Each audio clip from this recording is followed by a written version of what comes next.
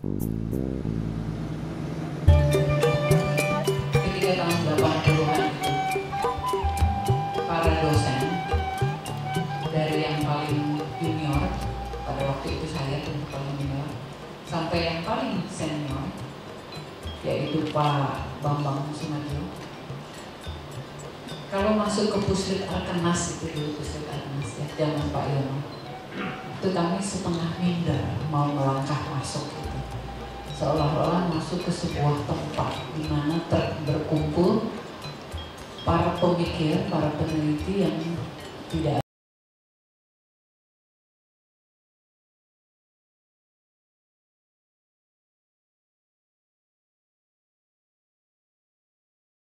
sebagai sesepuh, tidak hanya memikirkan Puslit Arkenas, tetapi juga mengembangkan semua lembaga arkeologi. Artinya mengajak semua institusi arkeologi itu untuk maju bersama. Nah, ini barangkali yang juga harus kita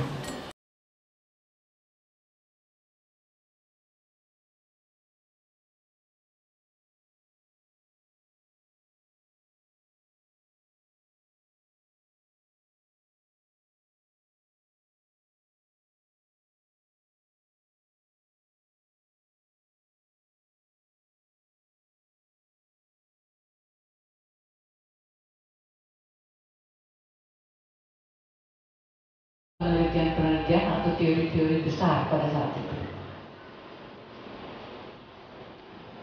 mengenai apa yang disampaikan oleh Pak Hari. Saya kira memang ini rasanya sulit menggapai, Pak, karena masing-masing instansi itu kan sudah punya tupoksi gitu, terikat oleh tupoksi. Pernah 10 tahun yang lalu ketika Puslit Arkenas dengan kantornya Pak Hari itu seolah-olah masih tetap dua dunia, saya pernah mengatakan kepada Pak Yunus Satrio, bisa nggak ya mulai hari ini kita menjadi satu kantor, tidak terus menerus menjadi dua kantor yang kelihatannya di dalamnya ada konflik. Tapi ternyata memang sulit. Nah, sekarang dengan adanya undang-undang, apakah mungkin Puslit Arkenas itu merambah sampai kepada konsep rumah arkeologi itu? Karena koleksi itu kan seharusnya tidak ada di Puslit Arkenas setelah diteliti, harusnya ada di museum misalnya. Di Puslit Arkenas itu seingat saya masih banyak barang-barang atau benda-benda artefak gitu yang masih ada di gudang, entah itu hasil penelitian berapa puluh tahun yang lalu. Artinya kan tidak pada tempatnya mempunyai storage yang kemudian hanya menjadi gudang koleksi museum dan bisa diteliti dengan kajian museum sehingga arahnya kepada masyarakat.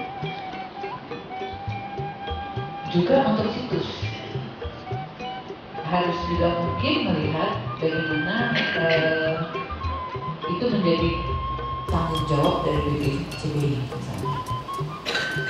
Jadi kalau saya lihat rumah yang tadi diidamkan itu, rasanya itu pantas di sebuah lembaga yang di dalamnya ada kantornya Pak Hari, ada kantornya Pak Bril, kalau saya sebut kepala-kepalanya, dan juga ada kerjasama dengan lembaga pendidikan karena menjadi pusat studi. Biasanya pusat studi itu ada di universitas. Jadi itu mengenai rumah arkeologi. Kemudian mengenai evaluasi internal untuk Puslit Arkenas, pertanyaan saya, di mana kajian, di mana ditempatkan oleh Pak Hari Turman itu kajian CRM dan kajian museum? Karena dua kajian itu sudah menjadi ilmu, sudah bisa disusun dalam tingkat doktoral, artinya sudah menjadi ilmu. Artinya kan harus ada penelitian seperti arkeologi juga. Jadi pengembangan di dalam pustakawan itu di mana ditempatkan dua kajian itu. Maaf Pak, teman masih boleh ada pertanyaan, mumpung banyak ya waktu kita ya. Jadi itu pertanyaan kedua. Lalu yang ketiga,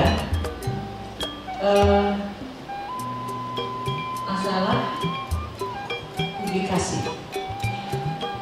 Setahu saya dari Pustaka Atenas tidak ada jurnal yang terakreditasi ya. Belum ya? Oh sudah ada belum? Sudah ada belum? Nah, kita itu sudah 100 tahun arkeologi itu baru 2 yang terakreditasi.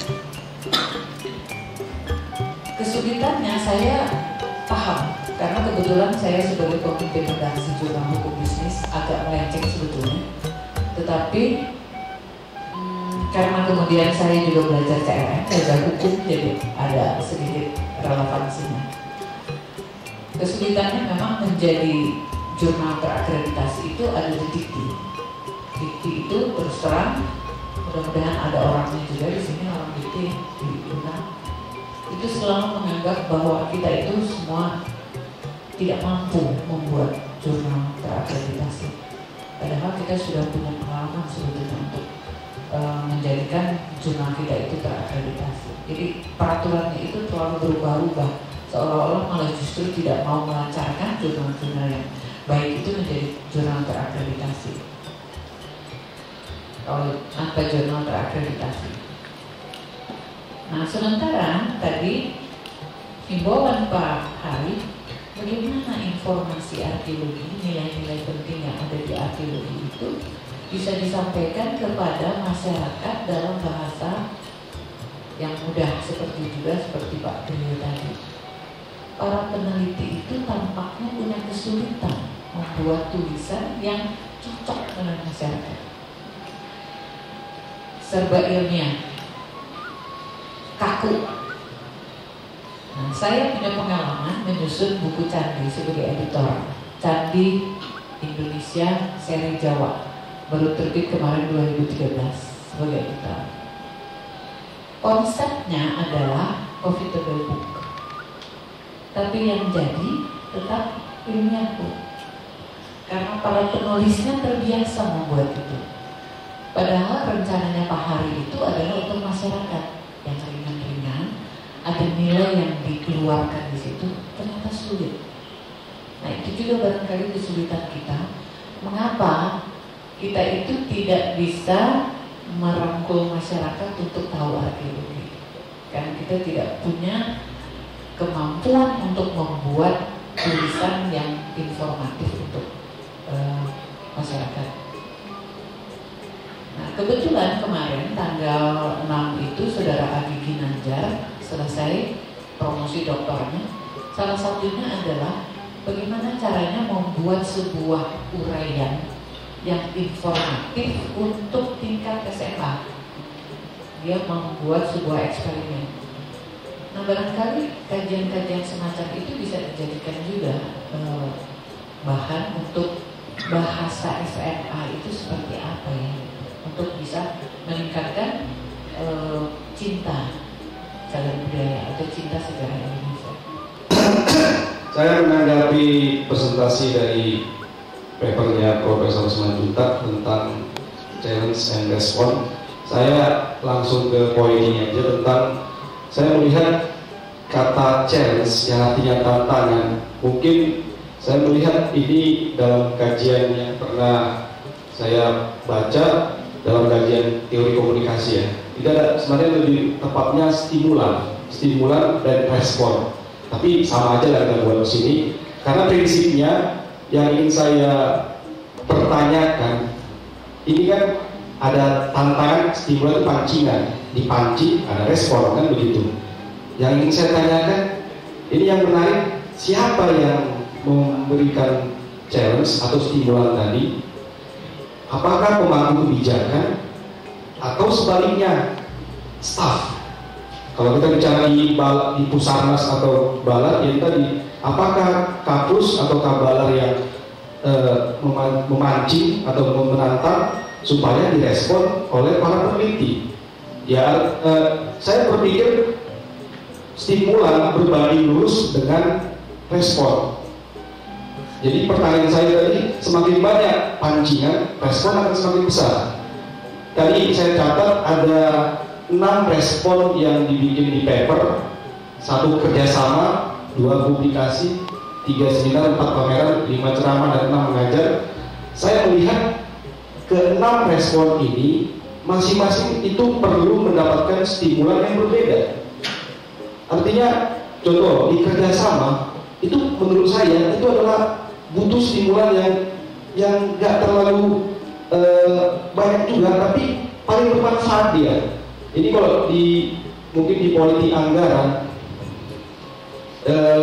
tinggal bagaimana kita mengaturnya. Tapi kalau yang paling sulit di publikasinya paling sulit, karena ini sampai sekarang menurut pendapat saya sulit untuk memancing sebuah tulisan yang baik, sementara anggaran kita dihabiskan waktu kita di lapangan. Buat apa ke lapangan kalau akhirnya nggak bisa nulis? Kan begitu. Saya pengalaman pribadi saya masih peneliti muda, tapi untuk menjadikan satu tulisan, semenjak saya terus terang aja tulisan saya pernah dicaci maki, makanya saya nggak berani nulis lagi. Tapi untuk membuat tulisan yang bagus ternyata butuh waktu, tapi butuh waktu juga ternyata harus ke lapangan. Jadi kapan saya bisa nulis? Kan begitu. Jadi ini menurut saya paling sulit dipecahkan. Kalau seminar ini sebenarnya paling mudah, murah, dan paling besar efeknya. Kenapa saya bilang murah? Karena sebenarnya tinggal kita bikin aja judul-judul yang sensasional, itu pasti kita. Kemarin saya berdiskusi dengan kabalar saya menyatakan saya tidak setuju kita mereka yang bikin seminar di Balar Medan. Ada yang kita undang kita bayar. Buat apa kita bayar? Mereka datang dengarkan seminar kita.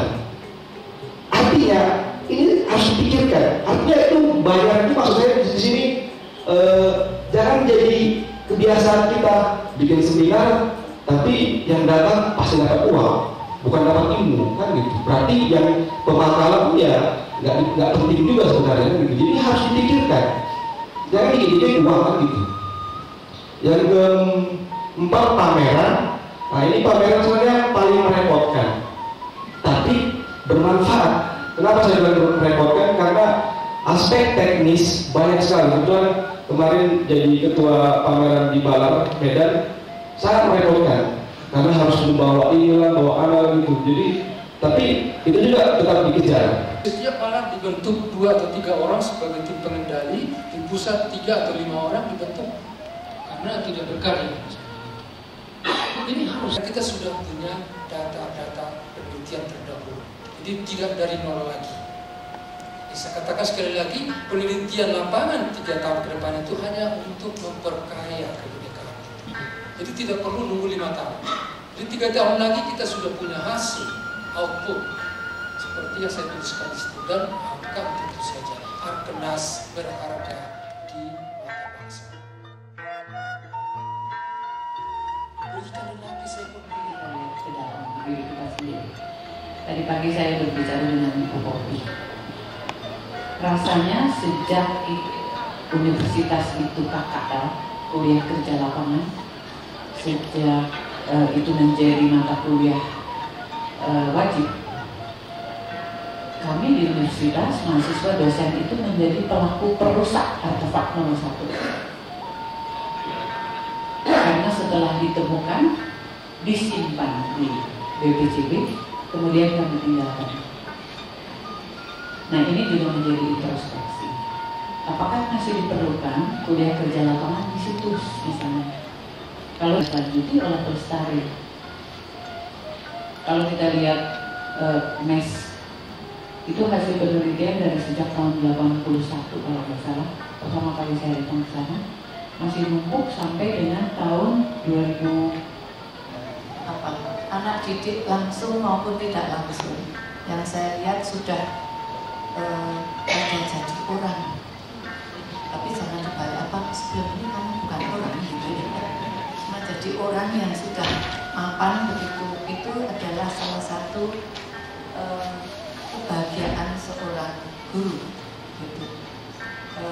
Bu Wiwin dan saya, kami itu tentu apa ya, merasa sedih, merasa prihatin kalau ada anak didik mantan gitu, mantan anak didik yang kemudian terbelit persoalan. Nah, itu seperti saya sampaikan, kami berdua paling tidak itu mewakili dosen-dosen yang lain itu berbahagia sekali bertemu dengan para mantan anak didik baik di jenjang S1, S2 maupun yang S3. Kami doakan semuanya itu berhasil di bidang kerja masing-masing. Saya kebetulan ini tidak pakai perjanjian dengan ini, gitu, karena kami bertemunya ya baru kemarin di sini. Itu apa yang kami bicarakan itu ada benang merahnya, dan juga dengan paparan Prof. Truman Simanjuntak tadi malam itu kok ya ada sesuatu yang terkait. Jadi tampaknya pertemuan seperti ini memang sangat diperlukan. Pertemuan semacam ini dengan berbagai stakeholder itu perlu gitu, untuk lebih mempererat kita, lebih menyatukan pandangan kita di dalam mengembangkan dunia arkeologi di Indonesia. Ibu bapak sekalian saya hormati, ya ini jadi kami bertiga ini bukan 3 darah lagi, tapi 3 nyonya, tapi bukan nama rumah makan, karena semuanya kami sudah, yang paling muda ini adalah Bu Nani, ya, menemukan atau mengungkap hal baru. Jadi menemukan dan mengungkap hal baru. Nah, hal baru itu diperlukan dalam pendidikan, yaitu untuk itu tadi mencerdaskan anak bangsa. Nah, kalau kita berbicara dalam hal arkeologi, tentu ini hal baru, menemukan hal baru di bidang yang akan diperlukan di dalam pendidikan untuk mencerdaskan anak bangsa juga di bidang arkeologi. Tetapi yang perlu kita pahami bersama adalah mencerdaskan anak bangsa dalam bidang arkeologi itu tidak semata-mata arkeologi terus, tetapi anak bangsa yang sedang dalam proses pendidikan itu juga perlu memahami hal-hal yang lain yang agak di luar bidang arkeologi.